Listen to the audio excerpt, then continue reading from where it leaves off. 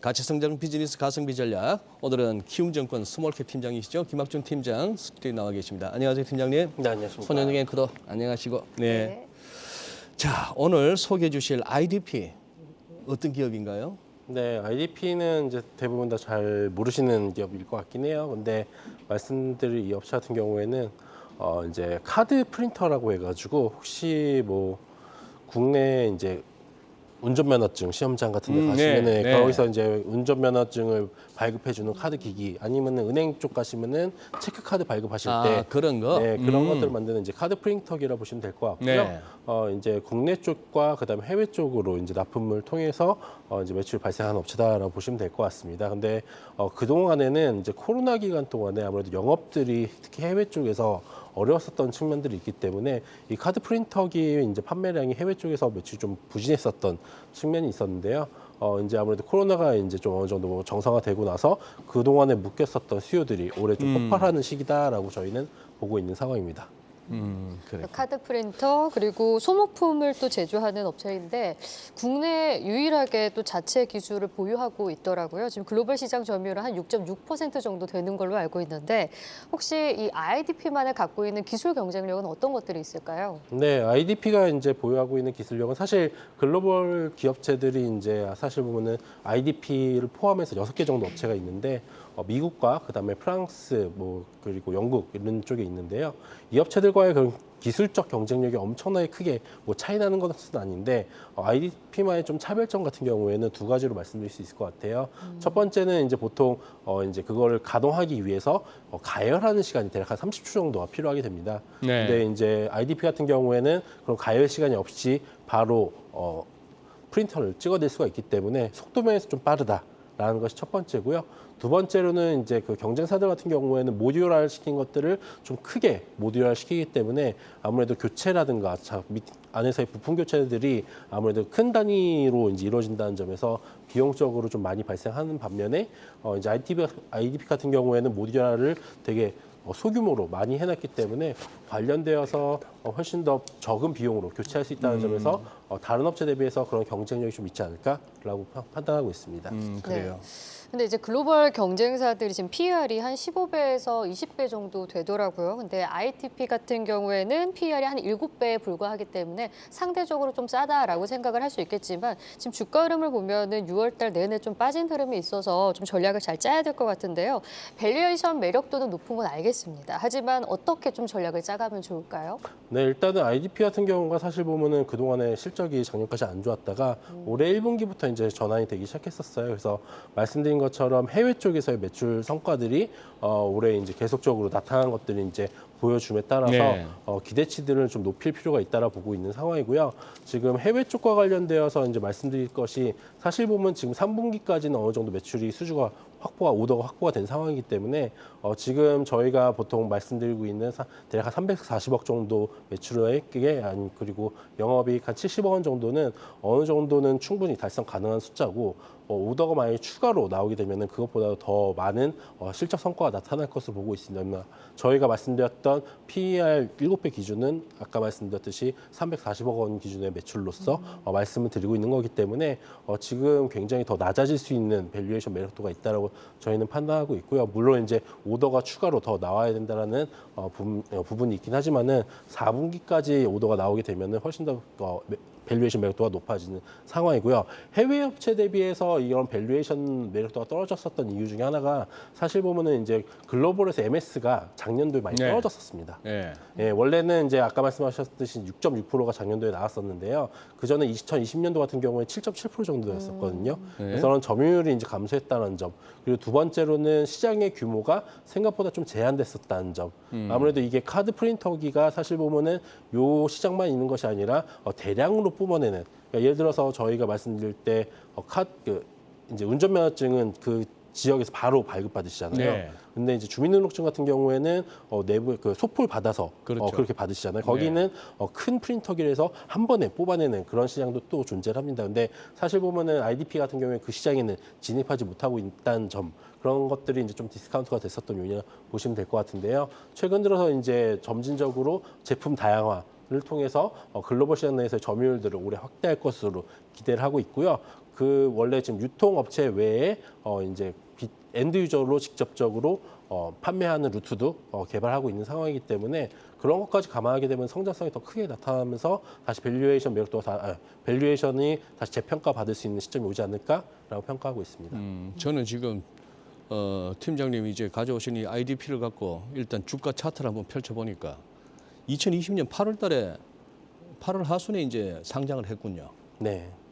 2020년 8월이면은 그때 2020년 코로나 닥쳐가지고 다들 뭐 집어 던지고 이제 3월부터 다시 시작했던 랠리가 아주 3, 4, 5, 6, 7, 8 팡팡팡 와가지고 이제 여름에 접어들면서 지수는 옆으로 횡보하고 그러다가 이제 2020년을 복귀해 보면 이제 11월 한 달 외국인들이 바짝 당겨서 2,600 가니까 거기서부터 또 우리 국내 투자자들이 삼성전자부터 해서 막 그거 했고 온갖 유튜브는 그때 온통 성황을 이루었고 주식은 파는 게 아니고 샀다 파는 게 아니고 사 모으는 것이고 파는 순간 손실은 확정되는 것이고 거기에 우리가 너무 그거 해서 합니다만 자, 좀 말이 샜습니다만 어쨌거나 그 8월에 그 반짝 오르는 장이 보고 또 2020년, 2021년까지 IPO가 한때 또 그거 해서 이것도 보니까 어지간히 비싸게 또 공모가를 책정했나 봅니다.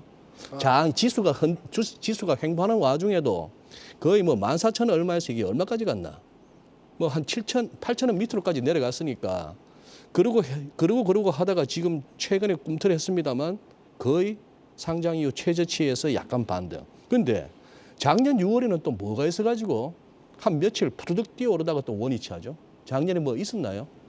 작년 6월은 제가 한번 확인해봐야 되긴 하겠는데요. 그러니까 최근에 그러니까 주가 견조한 그러니까 지수 대비해서 좀 네. 견조했었던 이유 같은 네. 경우는 아무래도 실적이 최근에는 네. 지수 대비 견조하다. 네. 그 말씀은 맞네요. 작년 6월, 7월 같은 경우에는 이 IPO 시장이 굉장히 활발했던 때이기도 하고요. 시장이 한창 올라갈 때입니다. 특히 코스닥 쪽으로요. 아 작년 6월은 네. 맞다. 그렇구나. 네. 삼성전자 코스닥 9만 원 시장이 위에서 강할 막 불을 때. 뿜을 때였군요. 예. 알겠습니다. 그런데 지금 국내 말고 해외도 어느 정도 그게 있나요? 클라이언트라든지 뭐 좀 판매처가 많이. 네, 일단은 이제 국내 쪽의 비중이 많은 업체가 아니고요. 지금 해외 쪽이 쪽에서 더 미국과 크다. 그다음에 아시아, 특히 이제 동남아시아 쪽이라든가 유럽 쪽, 아프리카도 일부 있습니다. 네. 그래서 매출이 굉장히 다양화되어 있기 때문에 이 업체 같은 경우에 사실 보면 환율 수혜주기도 해요. 아무래도 환율이 이제 그렇구나. 아무래도 계속 올라가는 상황이다 네, 보니까 네. 지금 달러 결제 자체도 달러 그다음에 유로 그리고 엔화 중심으로 이루어지고 있는데 엔화가 뭐 물론 약세긴 하지만은 물론 이제 판매량에 따라서 매출이 더 늘어나는 측면이 있고요. 원가 같은 경우는 반대인 포지션입니다. 그래서 원가 같은 경우에는 원화라든가 아니면 엔화로 결제되는 것들이 많기 때문에 네. 달러도 분명히 존재하긴 하지만은 전체적으로 봤을 때 달러 쪽에서 올라가게 된다면은 지금 거기에서의 스프레드가 굉장히 좀 호의적으로 다가올 수 있는 기업이라고 보시면 될 것 같습니다. 그래요. 알겠습니다. 혹시 그 IDP 관련해서 더 해주실 말씀 있으십니까? 그래서 IDP 같은 경우에는 아까 말씀드렸지만은 오더가 추가로 나오게 되면은 저희가 예상한 수치보다는 더 잘 나올 가능성이 높다라고 저희는 판단하고 있어요. 왜냐하면 저희가 지금 말씀드렸었던 숫자 자체는 3분기 정도까지는 충분히 달성 가능하다라고 판단하고 있는 상황이고요. 추가적인 오더가 만약에 계속 나오게 되면은 4분기까지 이제 감안해서 봤었을 때 성장성이 높다라고 보고 있는 상황이고요. 저희가 지금 스몰캡에서 계속 말씀드리는 이제 종목들 중에 네. 어떤 컨셉이냐면은 네. 기본적으로 침체가 오더라도 견딜 수 있는 전방 산업이 좋아지는 업체들 네. 중심으로 말씀을 드리고 있습니다. 그렇기 때문에 관련된 종목들 중에서 특히 전방 산업이 좀 좋아질 수 있는 업체들에 한번 주목해 보실 필요는 있다라 말씀드리고 있습니다. 네, 그리고 팀장님 지난 4월에 이제 우주 테마 관련해서 언급을 해주셨었는데 제노코, 인텔리안테크 이 두 종목을 말씀을 해주셨습니다. 네, 지난주에 이 누리호가 성공적으로 발사했지만 우주 항공주들이 크게 움직임을 보이지는 않았었거든요. 향후 주목할 모멘텀이 있을까요? 일단은 우주항공주가 이제 누리호가 성공했음에도 불구하고 이제 그렇게 크게 반응을 못했었던 거는 첫 번째로는 그 기간 내에 이제 주가들이 전반적으로 시장이 안 좋았던 측면이 있었었는데 네. 거기에와 관련돼서 최근에 아무래도 실적과 관련된 것들에 굉장히 좀 민감해지는 그런 부분들이 이제 존재를 하죠. 그래서 우주 테마들이 사실 누리호가 성공했음에도 못 갔었던 거는 그것이 바로 실적적으로 반영될 수 있는 부분들이 적기 때문입니다. 네. 그래서 그런 네. 것들이 작년도에 이제 어느 정도 학습 효과도 있었었고 그런 것들이 반영이 되면서 그렇게 생각보다 좋지는 않았는데 저희 같은 경우에는 어쨌든 우주 테마 같은 경우에는 계속적으로 확산이 될 것을 보고 있는 것이 예전에 말씀드렸지만은 저궤도 위성들이 계속적으로 확대가 되고 있는 상황이고 국내가 이제 개발하고 있는 누리호 역시도 저궤도용으로 지금 개발이 완료가 된 상황이기 때문에 그런 것들이 이제 상호합되면서 실적으로 꽂힐 수 있는 시점이 되면은 시장이 계속 열리는 시장이라 보고 있는 상황이고 아까 말씀드렸던 컨셉과 비슷하게 전방 산업이 계속 괜찮아질 수 있는 기업은 사실 보면은 섹터는 우주항공과 그냥 로봇 전에부터 한번 나와서 말씀드렸던 로봇 쪽은 계속적으로 전방 산업들이 우호적으로 작용할 것을 보고 있기 때문에 관련된 산업은 계속적으로 지켜봐야 되는 업체 중에 하나다라고 섹터 중에 하나다라고 말씀드리고 있습니다. 제노코 같은 경우에 이것도 세력들 손탄 종목인가요? 차트 모양 보니까 이게 뭐 정상적으로 우리 투자자들이 좋은 종목 찾아서 꾸준히 이렇게 사모아 가서 뭐 그렇게 우상향의 어떤 주가 흐름을 보인다기보다도 작년 또 11월, 12월에 또 이 종목도 보니까 또 한번 해먹은 흔적이 있네요. 보니까. 뭐 해먹었다라고 표현하기는 좀 그렇긴 하지만은 네네. 네. 제가 말씀드린 거는 이제 어찌됐건 제노코 같은 경우에는 사실 우주항공 테마주들이 대부분 다 보면 밸류가 좀 비싼 편입니다. 그래서 대부분 다 40배에서 50배 정도 되는 이제 업체들이 많은데요.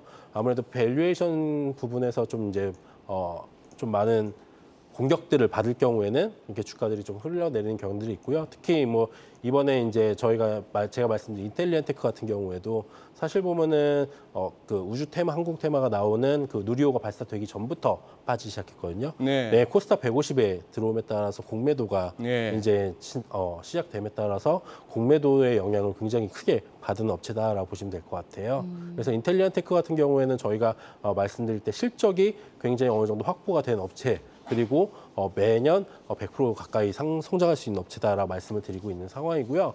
그런 실적 상황에서의 밸류에이션을 봤었을 때 지금이 오히려 주가가 빠진 것들이 훨씬 더 굉장히 저렴해진 상황이다라고 말씀드려서 추천을 드리고 있는 상황입니다. 그래요. 네. 아무래도 IDP도 그렇고 제노코도 그렇고 시총 사이즈가 좀 작은 종목들이기 때문에 출렁임이 있는 것 같고요. 뭐 네. 인텔리안 테크 같은 경우에는 미들캡으로 볼 수 있는데 실적이 받쳐준다. 이걸 투자 포인트로 잡을 수 있을 것 같습니다.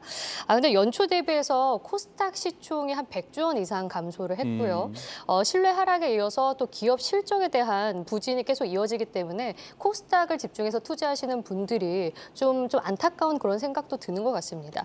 특히 이제 주당 순이익 같은 경우에는 이쪽이 코스닥의 코스피에 비해서 더 많이 줄어들고 있는 상황이어서 조금 더 걱정이 많을 것 같은데 여기서 전략은 어떻게 짜봐야 될까요? 일단은 아까 말씀드렸던 것처럼 지금 흔들리는 것들이 사실 보면 전방 산업 쪽에서의 침체 우려들이 이제 존재하기 때문에 거기서의 EPS를 대부분 다 이제 어느 정도 좀 감안해서 감소하는 형태가 되고 있는 상황이에요. 그래서 EPS 그로스 쪽에서의 그 나오는 업체들이 가장 중요하다. 한마디로 아까 말씀드렸던 것과 같이 전방 산업이 확실하게 성장할 수 있는 침체랑 상관없이 성장할 수 있는 섹터로 보자라는 게 이제 저희의 포인트고요.